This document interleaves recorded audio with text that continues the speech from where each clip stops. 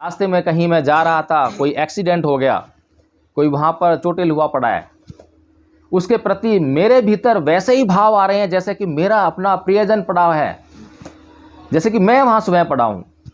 और जिस प्रकार से मैं अपने कष्टों को दूर करने के लिए प्रयास करता, मैं उसी प्रकार से उस पड़े हुए व्यक्ति के कष्टों को दूर करने में लग जाता हूँ। ये करना है।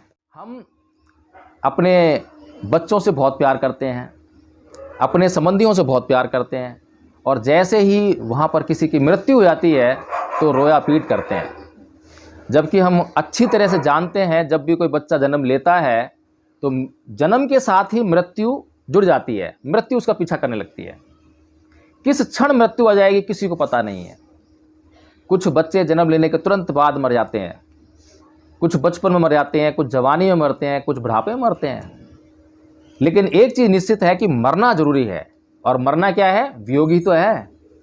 राजा शुद्धोधन ने अगर बुद्ध को इस वियोग से रोक भी लिया तो अंततः मृत्यु तो एक दिन उनको अलग कर ही देगी। बुद्ध बन गए हैं। अगर बुद्ध का किसी को पिता कहा जाए तो बुद्ध ही हो सकता है, बुद्ध का पुत्र कहा जाए तो बुद्ध का पुत्र बुद्ध ही हो सकता है, बुद्ध का पुत्र राहुल नहीं हो सकता।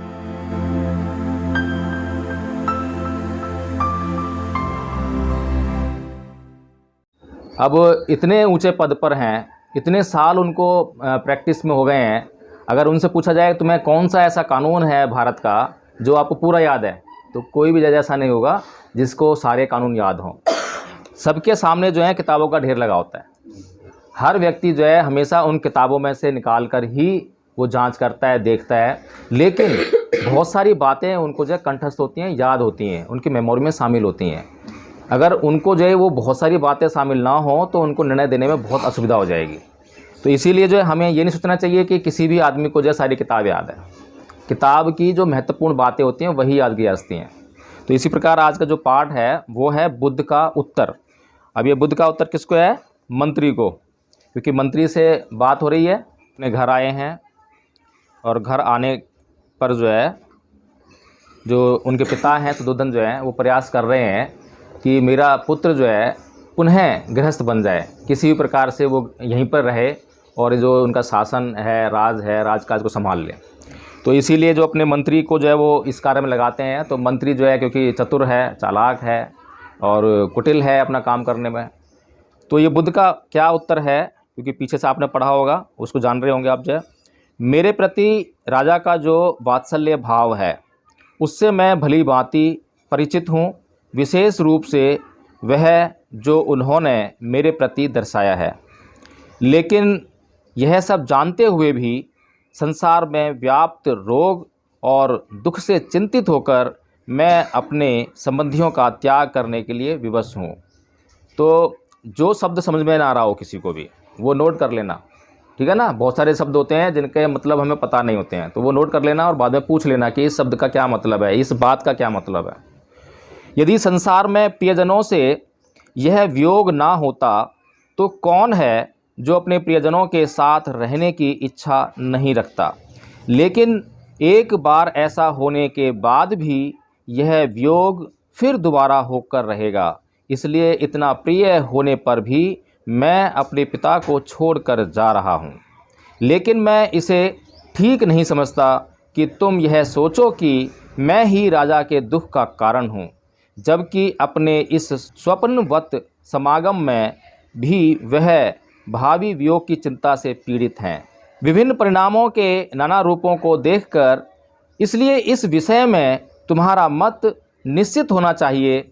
ना कोई पुत्र और ना ही कोई संबंधी दुख का कारण है। यह दुख एक साथ अविद्या के कारण ही होता है।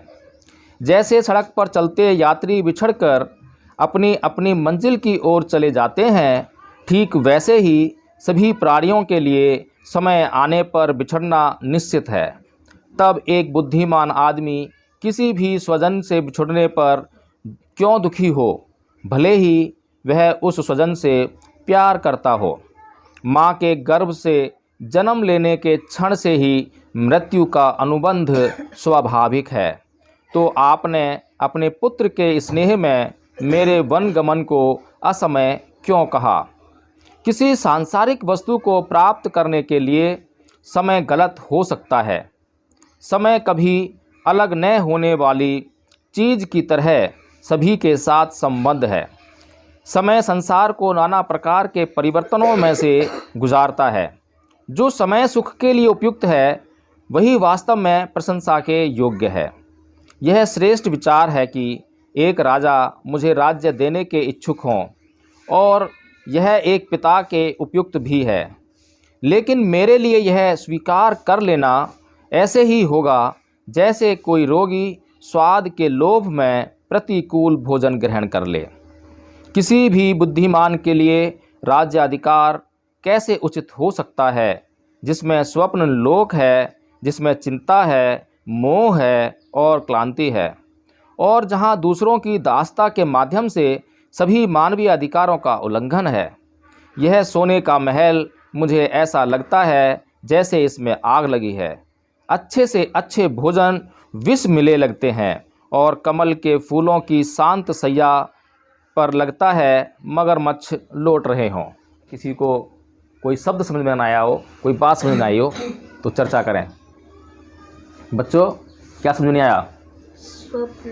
स्वप्न, स्वप्न माने सपना। वात्सल्य भाव क्या होता है? सब कुछ समझ में आ रहा है? वात्सल्य भाव दीपक, वात्सल्य क्या होता है? जब अपने कोई भी माँ बाप जो है अपने पुत्र से, पुत्रियों से, अपने बच्चों से जो प्रेम करते हैं, स्नेह करते हैं, प्यार करते हैं, उसे वात्सल्य कहते हैं। और जो उससे भाव उत्पन्न होता है उसे वात्सल्य भाव कहते हैं। मामा बुला रहे। तो जो अब बुद्ध हैं तो बुद्धों के कोई पिता नहीं होते हैं, बुद्ध की कोई माँ नहीं है। अगर माँ बाप हैं तो किसके हैं? वो सिद्धार्थ के हैं। सिद्धार्थ जो कि अब बुद्ध बन गए हैं। अगर बुद्ध का किसी को पिता कहा जाए तो बुद्ध ही हो सकता है। बुद्ध का पुत्र कहा जाए तो बुद्ध का पुत्र बुद्ध ही हो सकता है। बुद्ध का पुत्र राहुल नहीं हो सकता, ठीक है ना? क्योंकि बुद्ध जिसे हम कह रहे हैं वो सिद्धार्थ नहीं है। सिद्धार्थ वो है जिसके पास बुद्ध होने का ज्ञान नहीं है, जिसके पास इस संसार के कल्याणार्थ जो खोज बुद्ध ने की है वो खोज नहीं है, इसलिए हम उसको सिद्धार्थ कह रहे हैं। इसीलिए जो सिद्धार्थ है वो सांसारिक है। जब सिद्धार्थ सांसारिक है तो सारे सांसारिक बंधन उसके पास हैं। उसके पिता भी हैं, उसकी पत्नी भी है, उसका पुत्र भी है, उसकी माता भी है, सारे रिश्ते नाते हैं। लेकिन ज्यों ही सिद्धार्थ बुद्ध बन जाते हैं, और जब हम बुद्ध को बुद्ध कहते हैं तो बुद्ध की कोई पत्नी नहीं है, कोई पुत्र नहीं है, कोई पिता नहीं है, कोई माता नहीं है। इसे समझ रहे हैं इसको? तो जो वात्सल्य भाव राजा शुद्धोधन का अपने पुत्र के प्रति है, तो उसमें जो पीड़ा निकल के आ रही है कि मेरे पुत्र से मेरा वियोग हो रहा है, ऐसा राजा शुद्धोधन बोल रहे हैं। इसीलिए राजा शुद्धोधन चाहते हैं कि इस वियोग को कैसे भी जो है रोका जाए। इसीलिए वो नाना प्रकार के प्रयोजन कर रहे हैं, नाना प्रकार के काम कर रहे हैं। मंत्री को इस काम में लगाया कि मंत्री जो है अपनी कुटिलता के द्वारा जो है किसी भी प्रकार से ये इनके प्रकार बुद्ध को समझाए और बुद्ध यहीं रह जाएं। लेकिन ये संभव नहीं है। बुद्ध क्या उत्तर दे रहे हैं? बुद्ध यह उत्तर दे रहे हैं कि अगर मैं अभी यहाँ रह भी जाऊँ, अगर मान लो मैं इस वियोग को टाल दूँ, वियोग माने अलग होना, वियोग अलग होना, योग माने मिलना और वियोग माने बिछुड़ना। अगर मैं इस वियोग को यहाँ टाल भी दूँ तो क्या यह संभव है कि दोबारा कभी वियोग नहीं होगा? है? इस उत्तर को समझना चाहिए। इस उत्तर को हमें समझना चाहिए। हम अपने बच्चों से बहुत प्यार करते हैं, अपने संबंधियों से बहुत प्यार करते हैं, और जैसे ही वहाँ पर किसी की मृत्यु हो जाती है तो रोया पीट करते हैं। जबकि हम अच्छी तरह से जानते हैं जब भी कोई बच्चा जन्म लेता है तो जन्म के साथ ही मृत्यु जुड़ जाती है, मृत्यु उसका पीछा करने लगती है। किस क्षण मृत्यु आ जाएगी किसी को पता नहीं है। कुछ बच्चे जन्म लेने के तुरंत बाद मर जाते हैं, कुछ बचपन में मर जाते हैं, कुछ जवानी में मरते हैं, कुछ बुढ़ापे में मरते हैं। लेकिन एक चीज़ निश्चित है कि मरना जरूरी है। और मरना क्या है? वियोग ही तो है। राजा शुद्धोधन ने अगर बुद्ध को इस वियोग से रोक भी लिया तो अंततः मृत्यु तो एक दिन उनको अलग कर ही देगी। समझ में आ रही है बच्चों? तो इसका मतलब ये हुआ कि हमें किसी से प्यार और प्रेम नहीं करना चाहिए। क्योंकि अगर हम अपने बच्चों से प्यार करेंगे, अपने सगे संबंधियों से प्यार करेंगे, और अगर ये जो मृत्यु है जो कि निश्चित है, एक दिन इसको तो मतलब जो है आना ही है, तो इसका मतलब जो है हमें अगर उसके कष्ट से बचना है तो हमें किसी से प्यार नहीं करना चाहिए, स्नेह नहीं करना चाहिए। तो क्या करना चाहिए? तो बुद्ध ने एक शब्द दिया, करुणा। प्रेम और करुणा दो शब्द हैं। प्रेम आपकी आसक्ति पैदा करती है, आसक्ति राग का कारण बनती है, और राग से जो है आपको कष्ट होता है। इसीलिए बुद्ध ने शब्द दिया करुणा। करुणा पैदा करो। करुणा कैसी होती है? करुणा हर किसी प्राणी के प्रति समान रहती है। और प्रेम कैसा है?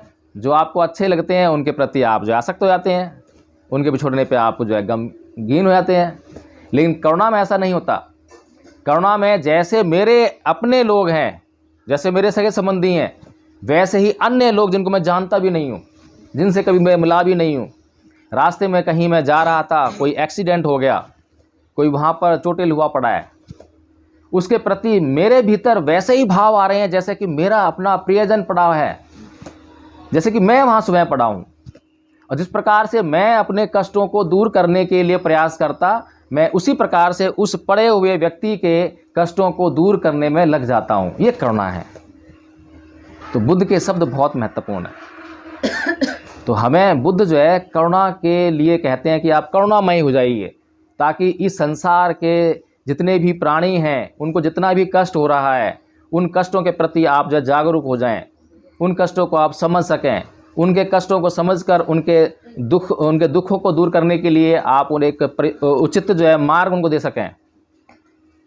तो ये जो बुद्ध हैं अभी मंत्री को यही समझा रहे हैं कि अगर मैं यहाँ रुक भी गया तो अंततः या तो राजा की मृत्यु होना स्वाभाविक है, हो सकता है मुझसे पहले उनकी मृत्यु हो जाए, हो सकता है उनके जीवन काल में ही मेरी मृत्यु हो जाए, तो वियोग तो फिर भी होना ही है। तो इस प्रकार से ये बुद्धिमत्ता नहीं है कि मैं यहाँ रुक जाऊँ। बुद्धिमत्ता इसमें है कि करुणा का भाव रखकर इस संसार के प्रत्येक प्राणी से हम लोग जो है उतना ही प्रेम करें जितना प्रेम हम अपने स्वजनों से करते हैं, ये भाव। तो आज का पाठ और कुछ किसी को बात करनी है, चर्चा करनी है तो बताइए, करते हैं उस पर जो है।